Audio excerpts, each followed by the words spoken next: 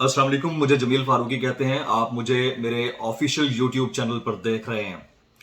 पाकिस्तान की जानिब से बड़ा दबंग और दो टोक मौक़िफ़ लिया गया और वज़ीर आज़म पाकिस्तान इमरान खान ने न सिर्फ एक टीवी चैनल, अमरीकी टीवी चैनल HBO से बात करते हुए इस बात का दोहरावा किया कि वो अमरीका को फ़ौजी हवाई अड्डे नहीं देंगे, एब्सोल्युटली नॉट की बात की, बल्कि कौमी असम्बली यानी ऐवान के अंदर भी वज़ीर आज़म ने बबांगे दोहल पूरे ऐवान के सामने पूरी दुनिया को बताया कि पाकिस्तान कतई तौर पर अमेरिका को फौजी हवाई अड्डे देने के लिए तैयार नहीं है। ये तो वो खुददारी और हमियत है जिसका मुजाहरा प्राइम मिनिस्टर पाकिस्तान की जानिब से किया गया, जहां विद इन द कंट्री इसको अप्रिशिएट किया जा रहा है, वहां क्रिटिसाइज भी किया जा रहा है और इंटरनेशनली भी इसको क्रिटिसाइज किया जा रहा है। साथ साथ इसकी लॉन्ग टर्म इम्प्लीकेशंस का पहला नतीजा मौसूल हुआ चाहता है। जी हाँ, पहला नतीजा यानी फर्स्ट सैंक्शन जिसको कह सकते हैं आप, या पहली पाबंदी या पहला मुतासिबाना रवैया अमेरिका की जानिब से वो आया चाहता है। और इसके बाद मजीद भी इस तरह के नतायज आ सकते हैं आने वाले दिनों में, क्योंकि जाहिर है जब आप कौमी हमीयत के मामले के ऊपर कोई बड़ा फैसला लेते हैं, दो टोक मौक़िफ़ लेते हैं, जिस तरह पाकिस्तान पहले भी लेता रहा है और 4 गुज़िश्ता ऐसे इवेंट्स हैं जिसमें पाकिस्तान ने दो टोक मौक़िफ़ लिया था। इस दफा जरा खुलकर फ्रंट फुट पर खेला गया है प्राइम मिनिस्टर पाकिस्तान इमरान खान की जानिब से, क्योंकि उनका माजी बेदाग है, उनका किरदार बेदाग है, बदउनवानी का उनके ऊपर कोई लेबल नहीं है, इसलिए वो जो बोलते हैं बबांगे दोहल बोलते हैं, चाहे उसकी लॉन्ग टर्म इम्प्लीकेशंस कुछ भी हों।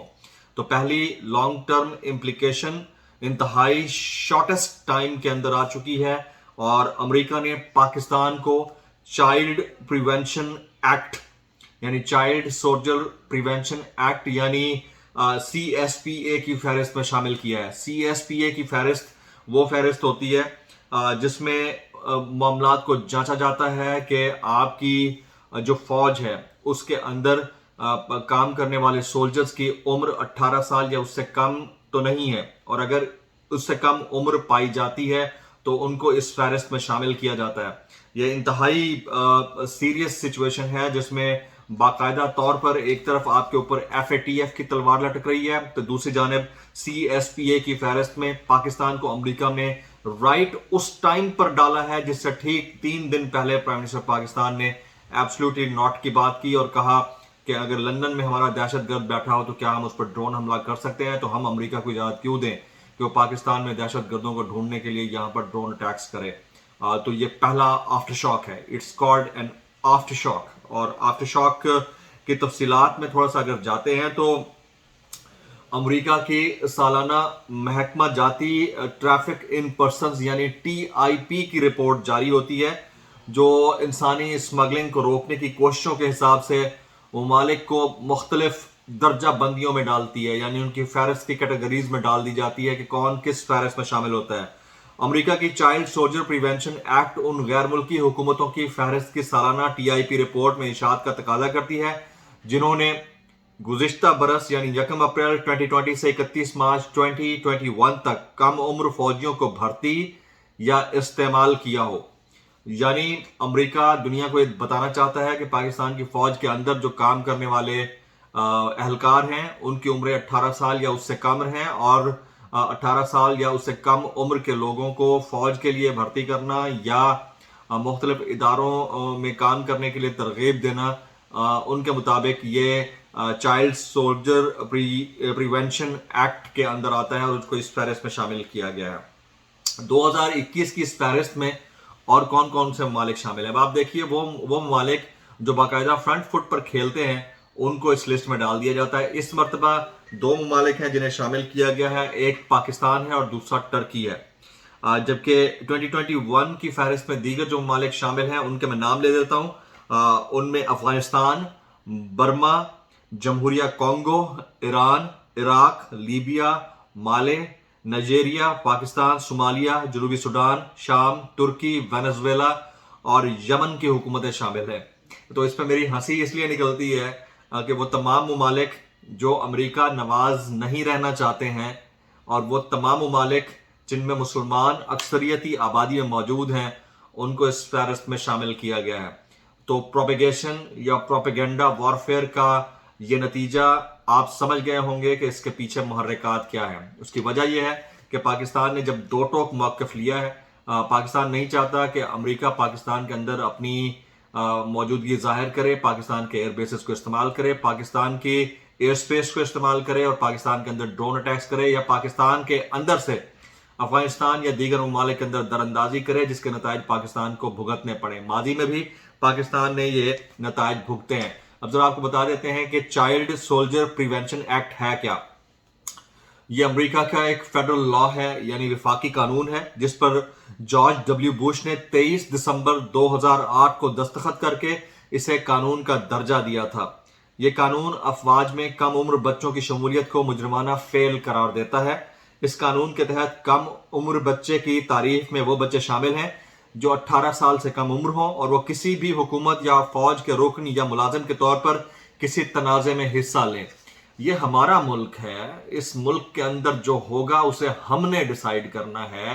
اس ملک کے نوجوان زیادہ بہتر جانتے ہیں کہ انہیں کس طرف کھڑے ہونا ہے۔ تو امریکہ کون ہوتا ہے یہ ڈیسائیڈ کرنے والا کہ پاکستان میں یوتھ اگر فوج میں شامل ہوتی ہے تو ان کے لا کے مطابق یہ تنازع میں شرکت کر رہی ہے، نہ کہ فوج کی میں شامل ہو کر اپنے ملک کی حفاظت کے لیے شامل ہو رہی ہے یا اپنے ملک کی حفاظت کے لیے جانیں دے رہی ہے۔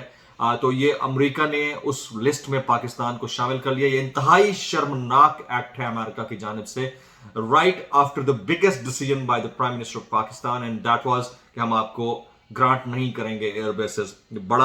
بڑا امپورٹنٹ پوائنٹر ہے۔ اس قانون کا اثر کیا ہوتا ہے؟ اگر اس فہرست میں کسی ملک کو شامل کر لیا جاتا ہے تو اس کے نقصانات کیا ہیں؟ اس قانون کو ان حکومتوں کو عسکری معاونت یا اسلحے کی فروخت سے روکنا ہوتا ہے جو اس فہرست میں شامل کر لیتے ہیں اور جب وہ بچوں کو تنازعات میں استعمال کرنے میں ملوث ہوں۔ سی ایس پی اے فہرست میں شامل ممالک کو بہت سارے امریکی پروگراموں کا حصہ نہیں بنایا جاتا، جیسے international multi education and training, اس کا حصہ نہیں بنایا جاتا۔ فورن ملٹی فائنانسنگ میں بھی اس کو شامل نہیں کیا جاتا ایسے ممالک کو، اور ایکسس ڈیفنس آرٹیکلز اور پیس کیپنگ آپریشن، یعنی یو این کے ساتھ ہم پیس کیپنگ آپریشن میں شامل ہیں، اس سے بھی پاکستان کو نکالا جا سکتا ہے۔ اور پیس کیپنگ آپریشن اتھارٹی کے تحت کیے گئے کچھ پروگراموں کو اس کے علاوہ مستثنا بھی قرار دیا جاتا ہے، یعنی اس میں ہم کام کر سکتے ہیں۔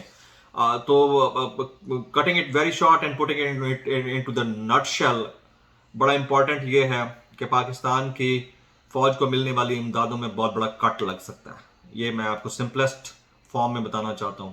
پاکستان کو عالمی مالیاتی اداروں کی جانب سے دی جانے والی فنڈنگ یا پاکستان کو دی جانے والی ایڈ روکی جا سکتی ہے۔ اس کے علاوہ پاکستان کو مزید پابندیوں یا سینکشنز کا سامنا کرنا پڑ سکتا ہے۔ اس کے علاوہ فیٹف کی تلوار ویسے ہی لٹکی ہوئی ہے۔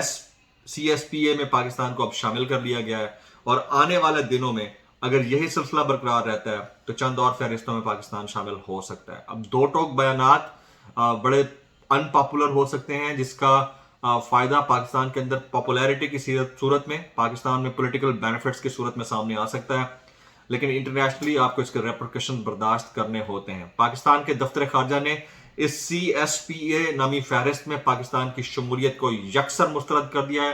پاکستان نے کہا ہے کہ اس کے جو ڈیٹا کلیکشن کا طریقہ کار ہے فجڈ ہے، فراڈ پر مبنی ہے، اور ان ممالک کو اس میں شامل کیا جاتا ہے جس سے امریکہ کو تکلیف ہوتی ہے۔ اب آپ دیکھ لیجئے کہ جو ممالک شامل ہیں ان میں افغانستان، یعنی اب پاکستان کو افغانستان کے برابر کھڑا کر دیا گیا ہے۔